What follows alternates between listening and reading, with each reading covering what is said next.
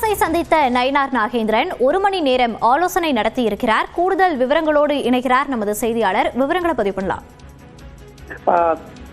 அதிமுக பொதுச் செயலாளர் எடப்பாடி பழனிசாமி கடந்த சில நாட்களுக்கு முன்பு டெல்லி சென்று அமித்ஷாவை சந்தித்து வந்திருக்கக்கூடிய சூழ்நிலையில் தற்பொழுது சேலம் நெடுஞ்சாலை நகர் பகுதியில் இருக்கும் எடப்பாடி பழனிசாமியை பாரதிய ஜனதா கட்சியினுடைய மாநில தலைவர் நயினார் நாகேந்திரன் தற்பொழுது சந்தித்து சுமார் 40 நிமிடங்களுக்கு மேலாக உரையாடிவிட்டு தற்பொழுது வெளியே வந்திருக்கிறார்.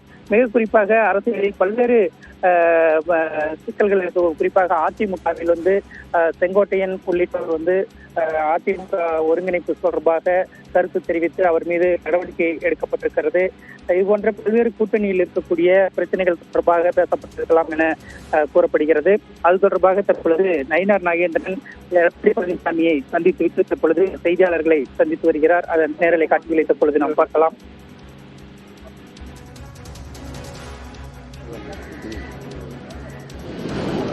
பாரத பிரதமர் மதிப்புக்குரிய நரேந்திர மோடி அவருடைய பிறந்த நாளை முன்னிட்டு அக்டோபர் 17ஆம் தேதியிலிருந்து செப்டம்பர் 17ஆம் தேதியிலிருந்து அக்டோபர் 2ஆம் தேதி வரையிலுமான இருவார சேவை நிகழ்ச்சிகளை நடத்தி கொண்டிருக்கிறோம். பல்வேறு உதவிகளை பொதுமக்களுக்கு வழங்கி வந்து கொண்டிருக்கின்ற இந்த நேரத்தில் இந்தியாவில் அதில் தமிழ்நாட்டில் சேலத்தில் இன்று நடைபெற்ற மாரத்தான் போட்டியில் கலந்துவிட்டு முன்னாள் முதலமைச்சர் அண்ணா திராவிட முன்னேற்ற கழகத்துடைய பொதுச் செயலாளர் அவர்கள் சேலத்தில் இருப்பதை அறிந்து அவரை பார்க்கறதுக்காக வந்துவிட்டு வந்திருக்கிறோம். குறிப்பா பாஜக மேலிட பொறுப்பாளரோட சந்திச்சிருக்கீங்க. தென் மாவட்டங்களில் வலுவா இருக்க டிடிவி தினகரன், சசிகலா, ஓபிஎஸ் இணைப்பு தொடர்பா என்ன மாதிரியான கருத்துக்கள் பரிமாறுது? குறிப்பா அவர்களை இணைச்சுக்கணும் அப்படிங்கிற முடிவுல என்ன மாதிரியான கருத்து நிலவுது? அதாவது நாங்க கட்சி தான் பார்க்க வந்திருக்கிறோம். வேற அரசியல் ரொம்ப ஒண்ணு நாங்க பேசிக்கிறோம். இல்ல சார், நீங்க கர்டேசினா ஒரு பாஜக மேலிட பொறுப்பாளர் முக்கியமான நிர்வாகிகள் வந்திருக்கீங்க. அது இந்த அணிகள் இணைப்பு, அதே போன்று அவர் டெல்லியில போய் அமித்ஷா சந்திச்சு வந்தாரு. இது தொடர்பா ஏதோ முடிவு நாங்க அது பற்றி எதுமான கருத்துக்கு நாங்க பேசிக்கிட்டாங்க. சும்மா கட்சியை பார்த்துட்டு போலான்னு வந்தோம். நீங்க எல்லாரும் ரொம்ப ஆர்வமா இருந்தனால உங்களையும் பார்த்துட்டு போலான்னு வந்தோம்.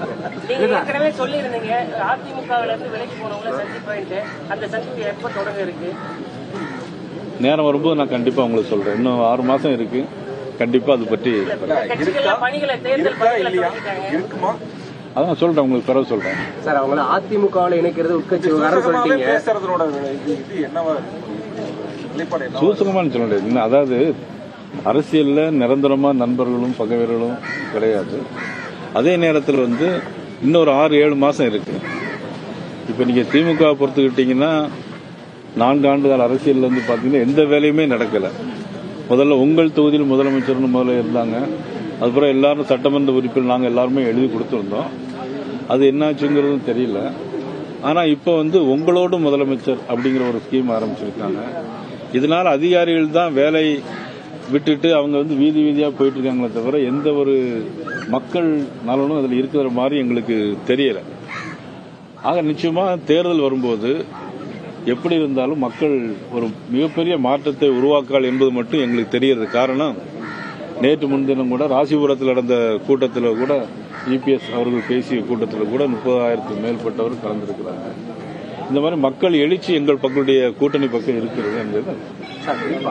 அதிமுக கூட்டணிக்குள்ள அதிமுக கட்சிக்குள்ளார டிடிவி தினகரனையோ சசிகலாவையோ ஓபிஎஸ்ஸையோ இணைக்க மாட்டேன்னு இவங்களுக்கு அதிமுக பொதுச்சா திட்டவட்டமா இருக்காரு. ஆனா இப்ப அதில் என்டிஏ கூட்டணியில அவங்களுக்கு வாய்ப்பு இருக்கா? இணைவாங்களா இணைய மாட்டாங்களா? அது பத்தி நீங்க அவங்கள்ட்ட தான் கேட்க. தொடர்ந்து அண்ணாமலை அதாவது என்னன்னா தொடர்ந்து அண்ணாமலை தொடர்ந்து ஒரு என்டிஏ கூட்டணிக்குள்ளார வரணும், இல்லைன்னா அவங்களை இணைக்கணும் தொடர்ந்து அண்ணாமலை வலியுறுத்தி வராரு. என்டிஏ கூட்டணியிலேயாவது அவர்கள் இணைக்க வாய்ப்பு இருக்கா இல்லையா? அதாவது அது பத்தி நீங்க அவங்கள்ட்ட முதல்ல கேளுங்க. அவங்க அதுல வெளியே போயிருக்கிறாங்க. அதை பத்தி நீங்க அவங்கள்ட்ட கேளுங்க. அது பத்தி இப்ப டிடிவி தினகரன் தொடர்ந்து விஜய்க்கு ஆதரவா போய் ஒரு கருத்து சொல்லிட்டு வராரு. ஆனால் அண்ணாமலை தொடர்ந்து அவங்க உள்ளார அரசியல்ல நான் இப்ப சொன்னல உங்களுக்கு நிரந்தரமா யாரும் கருத்து ஆதரிச்சும் எதிர்த்தும் பேச முடியாது. ஒரு சமயத்தில் அவங்களே சொன்னாங்க இபிஎஸ் முதலமைச்சராக வருவதற்கு நான் பிரச்சாரம் செய்யணும்னு சொன்னாங்க. இப்ப அதுல இருந்து அவங்க வெளியே வந்திருக்கிறாங்க. அதனால அதை பத்தி கருத்து நீங்க அவங்கள்ட்ட தான் கேட்கணும். பாஜக மாநில தலைவரா அவங்க இணையல இந்த கூட்டணியில அப்படின்னாக்கா தென் மாவட்டங்களில் ஏதாச்சும் பின்னடைவு இருக்கும்னு நினைக்கிறீங்களா? சார், நீ ஒட்டுமொத்தமா தமிழகத்துல தென் மாவட்டம் வட மாவட்டம்னு நீங்க பிரிக்க வேண்டிய அவசியமே கிடையாது. மேற்கு பகுதி கொங்கு நாடா இருந்தாலும் சரி, வடக்கு பகுதியா இருந்தாலும் சரி, இன்னைக்கு தமிழ்நாட்டில் உறுதியா ஆட்சி மாற்றம் வருவது உறுதிங்கிறதா என்னால உறுதியா சொல்ல முடியும். சார் விஜய் சட்டமன்ற தேர்தலில் திமுகவுக்கும் எங்களுக்கு தான் நேரடியாக போட்டின்றாங்க. இது எப்படி நீங்க பாக்குறீங்க கருத்து? அதாவது தம்பி விஜய் இப்பதான் கட்சி ஆரம்பிச்சிருக்காங்க. கூட்டம் வருது வச்சு திமுகவுக்கு எங்களுக்கு தான் போட்டி அப்படிங்கிற மாதிரி எல்லாம் சொல்லக்கூடாது. அதுக்கு தேர்தல் வரணும், கேண்டிடேட்லாம் போடணும், கேண்டிடேட்லாம் ஒழுங்கான கேண்டிடேட்டை போடணும், அதுக்கெல்லாம் பொறுப்பாளர்களை போடணும், மக்கள் ஓட்டு போடணும். அதுக்கு பிறகு தான் சொல்ல முடியுமே தவிர ஜோசியம்லாம் சொல்ல முடியாது.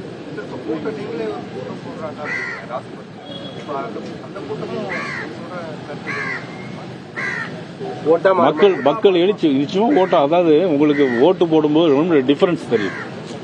நீ ஒரு கேண்டிடேட்டா இருந்து நீங்க போயிட்டு இருக்கும்போது, வேன்ல ஏறி போயிட்டே இருக்கும்போது அந்த மக்களுடைய சிக்னிபிகன்ஸ் சைகைகளை பார்த்தாலே நமக்கு தெரியும் எது ஓட்டா மாறும், எது ஓட்டா மாறாது. நீங்க மதிப்புக்குரிய பெரிய தலைவர்கள்லாம் கட்சி ஆரம்பிச்சு இன்னைக்கு கட்சியெல்லாம் எப்படிலாம் இருக்குங்கிறது உங்களுக்கு எல்லாம் தெரியும். அதனால ஆளுங்கட்சியில் இருந்தார் இபிஎஸ் அவர்கள் 4 வருஷம் முதலமைச்சராக நல்ல பணியாற்றினார்.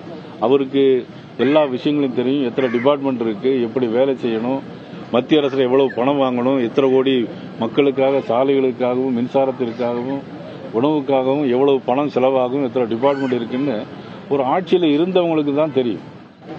ஆக எதுவுமே இல்லாம இன்னைக்கு திடீர்னு எனக்கும் திமுக தான் போட்டி அப்படின்னு சொன்னா அது எப்படி பொருத்தமா இருக்குங்கிறது எனக்கு தெரியல. நீங்களும் உங்களுடைய ரைவல் மெயின் ரைவல் டிஎம்கே தான். இப்ப அவரும் டிஎம்கே தான் ரைவலா வச்சுக்கிறாரு. இப்ப நீங்க உங்களுடைய இதுல லிங்க் எங்களோடு ஒப்பிட்டு யாரையும் பேசக்கூடாது. இன்னைக்கு நாங்க 300க்கு மேற்பட்ட நாடாளுமன்ற உறுப்பினர்கள் வச்சிருக்கிறோம், 1500 எம்எல்ஏக்கள் வச்சிருக்கோம். நாங்க மிகப்பெரிய கட்சி. எங்களோட யாரும் ஒப்பிட்டு பேசுவதற்கு எதிர்ப்புல நாட்டு மக்கள் மீது அக்கறை இருந்தால் திமுக எதிர்ப்புன்னு மட்டும் சொல்லக்கூடாது.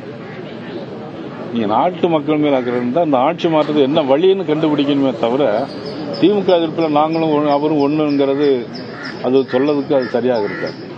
நாட்டு மக்கள் மீதான அக்கறை அப்படிங்கிற இடத்துல பாதுகாக்கப்பட்ட வேளாண் மண்டலத்துல எந்த பணிகளும் தொடங்கக்கூடாது அப்படின்னு ஒரு சட்டம் இருக்கும்போது அந்த மத்திய எரிசக்தி இயக்குநரகம் இன்னைக்கு வெளியிட்டிருக்க அறிக்கையில பாத்தீங்கன்னாக்கா அங்க மீதும் ஹைட்ரோ கார்பன் ஆய்வு நடத்துவதற்கான பணிகளை தொடங்க இருக்காங்க. அது உறுதியாயிருக்கு. அது நாட்டு மக்கள் மேல அக்கறை. ஹைட்ரோ கார்பன் யாருடைய ஆட்சி காலத்தில் கொண்டு வந்தாங்க தமிழ்நாட்டில்? இல்ல இப்ப யாரு கொண்டு வந்தாங்க? யாரு கொண்டு வந்தாங்க முதல்ல சொல்லு. யாரு அனுமதி கொடுத்தாங்க தமிழ்நாட்டில்? இம்ப்ளிமெண்ட் யாரு தமிழ்நாட்டில் யாரு அனுமதி கொடுத்தாங்கன்னு வேற வேற வேற வேற செய்தி வேற வேற வேற உங்களுக்கு தான் எப்படிங்க? என்னுடைய சுற்றுப்பயணத்தில் நான் 11ஆம் தேதி என்னுடைய சுற்றுப்பயணம் ஆரம்பிக்கலான்னு இருக்கிறேன். உத்தேசமா மதுரையிலிருந்து ஆரம்பிக்கலான்னு இருக்கிறேன். நிச்சயமா அதுல எல்லாரும் கூட்டணி கட்சி சார்ந்த எல்லாருக்கும் அழைப்பு விடுப்போம். அவங்க கலந்து கொள்வாங்க. அண்ணாமலையோட கருத்து இவங்க டிடிவி தினகரன் சசிகலா இணைக்கணும்னு தொடர்ந்து அண்ணாமலை சொல்லிட்டு இருக்காரு. அவருடைய கருத்து பாஜகவுடைய கருத்தா இல்ல அவருடைய தனிப்பட்ட கருத்தா? எப்படி பாக்குறீங்க நீங்க? அதாவது கருத்துக்கள் ஒவ்வொரு கருத்து சொல்லலாம். என்னன்னா எல்லாரும் ஒன்னா இருக்குங்கிறத நானும் ஏற்கனவே சொல்லியிருக்கேன். வேற குறிப்பா முதலமைச்சர் வேட்பாளர்லாம் மாற்றணும்னு பாஜக மெகா கூட்டணி அமைக்கணும்னு சொல்றோம். இது வரைக்கும் அந்த சாத்தியக்கூறு இருக்காது. வரலாம் இன்னும் நாள் இருக்கு. உங்களுக்கு இன்னும் நாள் இருக்கு. பாமக ராமதாஸ் தரப்பு அமித்ஷாவை சந்திக்கிறதுக்கு நேரம் கேட்டுக்கிறதா சொல்றாங்க. அது பத்தி விவகாரத்துல பாஜக தான் தலையிடுது அப்படிங்கிற ஒரு குற்றச்சாட்டு தொடர்ந்து வச்சிட்டு இருக்காங்க. நிச்சயமா பாரதிய ஜனதா கட்சி எந்த உட்கட்சி பிரச்சனையும் தலையிடாது. மத்தியஸ்தம் பண்ணுமா பாப்போம்.